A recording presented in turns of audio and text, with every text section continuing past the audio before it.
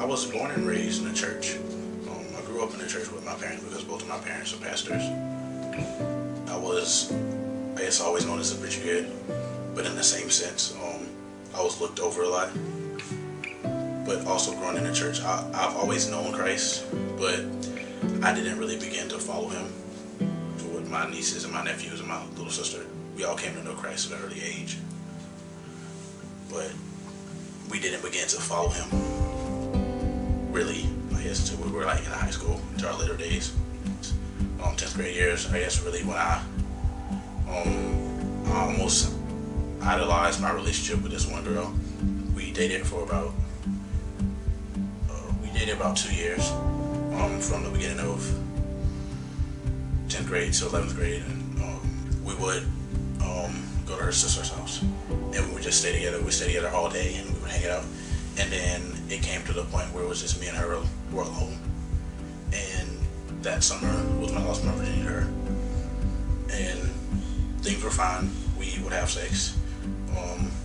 We were fine the whole summer. We didn't have any problems. Then she left.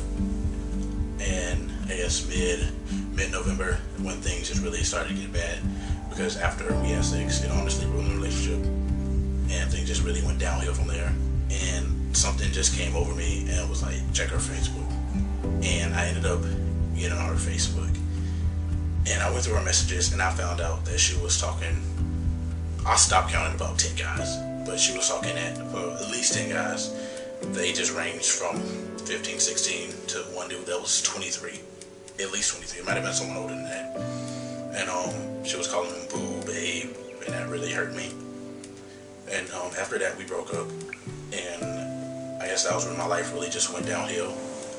And after that, I really just turned away from God in my life, because I didn't understand why I could go through what I went through, and he tell me that he still loved me. And at the end of the day, that it's the upcoming summer, because all this happened last year, and coming into the summer afterwards, I started drinking, I started partying. There was a point I was drinking to the point where I couldn't even walk, and that was my cope to get away from the hurt, because after that I was so hurt, I felt so lonely, I was so depressed. I didn't want to talk to anybody. I just want to be by myself.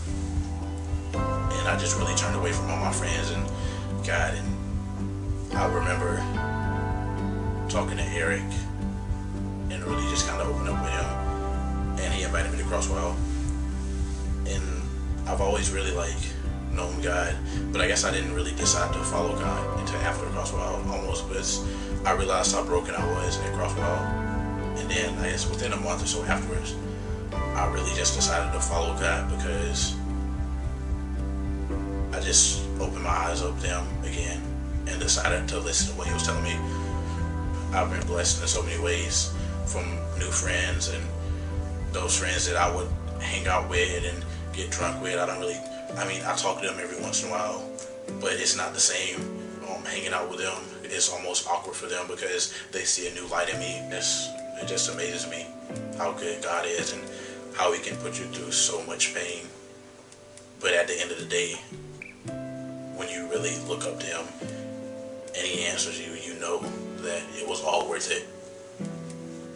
Through it all, God opened a lot of doors in my life, and he introduced me to a lot of new people, and he allowed me to be a leader, not only in my sports, but also in the church and just kind of around campus, because he's allowed me to meet a lot of new people, and even some of the younger guys. He allowed me to build relationships with them and gave me opportunities to help disciple them and help bring them out of maybe situations that might be similar to mine, or even if they aren't similar, just allow me to be there to help comfort them and just kind of let them know that through anything that's going on, God is doing it so he can get the glory out of the situation.